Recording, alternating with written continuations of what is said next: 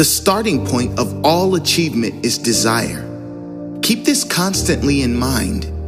Weak desires bring weak results, just as a small fire makes a small amount of heat.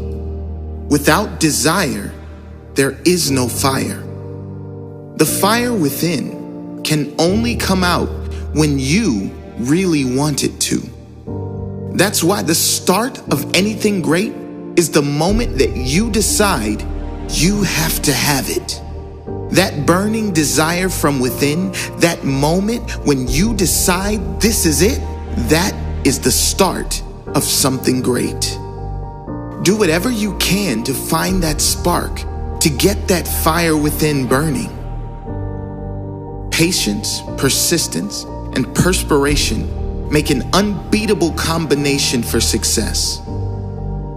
Victory is always possible for the person who refuses to stop fighting. Nothing is over for the person who refuses to give up. There is no failure to the person who does not quit. There is only delayed success. If it isn't happening right away, do not quit. Have patience for the fact that it hasn't showed up yet, but impatience in working toward it. Persist, and it will eventually be yours. Strength and growth come only through continuous effort and struggle. Every adversity, every failure, every heartache carries with it the seed of an equal or greater benefit. Most great people have attained their greatest success just one step beyond their greatest failure. Opportunity often comes disguised in the form of misfortune or temporary defeat. Most people strive for a life of little or no struggle. No one seeks pain or challenges, and nor should they. But that is precisely where growth lies, in the challenges and the struggle that come from pushing for what you really want in life. Those who refuse to go after what they truly want in life have failed by default. Sure, they might not have to suffer through setbacks. They won't have to live with the embarrassment of failure, but they will have to live with something much worse, and that is regret. If you're really pushing to become the very best version of yourself, there is going to be failure. There is going to be heartache, embarrassment, and everything in between. But if you refuse to quit, if you persist, not only will you succeed in getting your goal, but you will earn something much more valuable: pride and character. Pride and character only come from growth. Growth only comes from pushing yourself. You can't buy it. You have to earn it. Tell me how you use your spare time and how you spend your money, and I will tell you where and what you will be in 10 years from now. How can you tell what your future will look like? Have a look at your daily habits. If they are strong, your future will be strong. If they are designed to move you toward a life you want, you will move toward a life you want. If they are not, you won't. You have to be intentional about how you spend your time and your money. Create a plan of daily action that will over time lead to strong habits, habits that will move you closer to your goals. A goal is a dream with a deadline. Goals are great, but without deadlines, they are wishes, hopes, dreams. Dreams can only come true if you get serious about them. And the first step to getting serious about your goals is to set a deadline for when you must achieve it. It should be difficult enough to reach to get you moving immediately, but realistic enough to attain. It should be a struggle to attain it, but not impossible. Another way of saying it is, the person you are right now should not be able to achieve it. You will have to grow into someone else entirely by pushing yourself in a positive way to make sure it's achieved. That is a goal. When defeat comes, accept it as a signal that your plans are not sound. Rebuild those plans and set sail once more toward your coveted goal. Defeat comes to all of us. Most of us give up. Don't be like most. When temporary defeat visits you, take responsibility. What can you do better? How can you use the failure as a lesson? How can your plan or path be clearer next time around?